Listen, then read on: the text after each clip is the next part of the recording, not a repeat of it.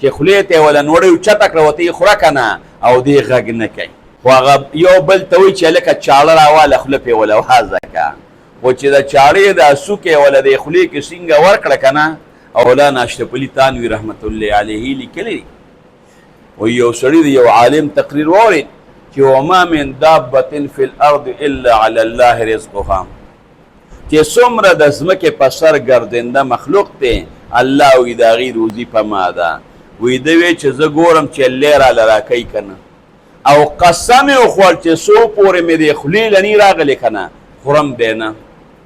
لال د کور نه بار ووت په صحرا کې ناست دی ځان له یو جونګړه جوړه کړه هلته صحرا کې دیره دی یو ورځ خو پې اوږې لوږه تېره شوه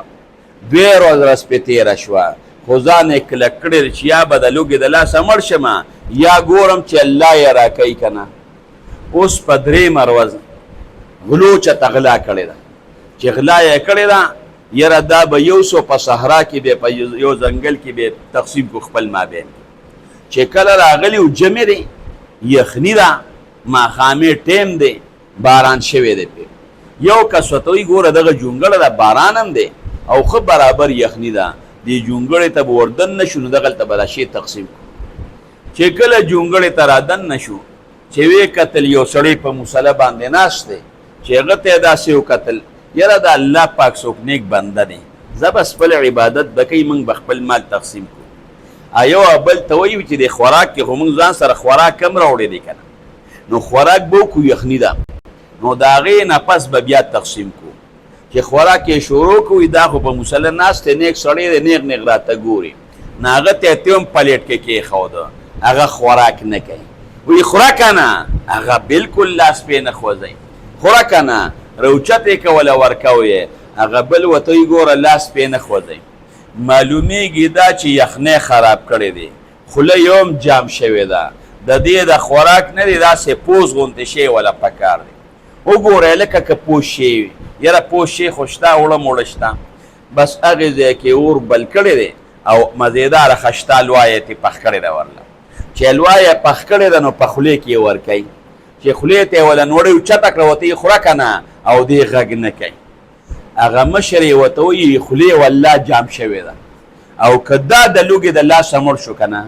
او دا غلام برآمد شوه نو د غلا کیس به بیلي او د مړي کیس به راباندې بیلي اوس غلا پرېږدی سړي له خوراک ورکوي چې دی مړ نه شي خولې جام ده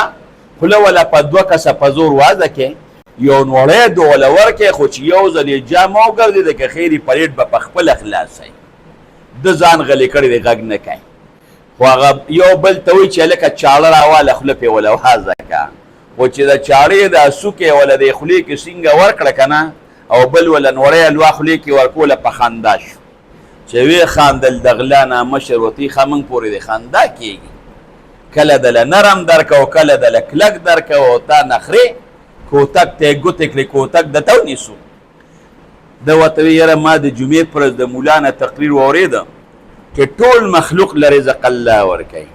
ما قسم وخوړ چې الله تر څو پورې در له خولې لني راوستی که نه نو خورم بیا نه ګورم چې الله را له خولې له راولي که نه راولي دا دې تاسو را له خوله م وازه کړه او خولې له راله هم تاسو راوړه نو ما ته پته ولېږله چې روزي رسان الله دی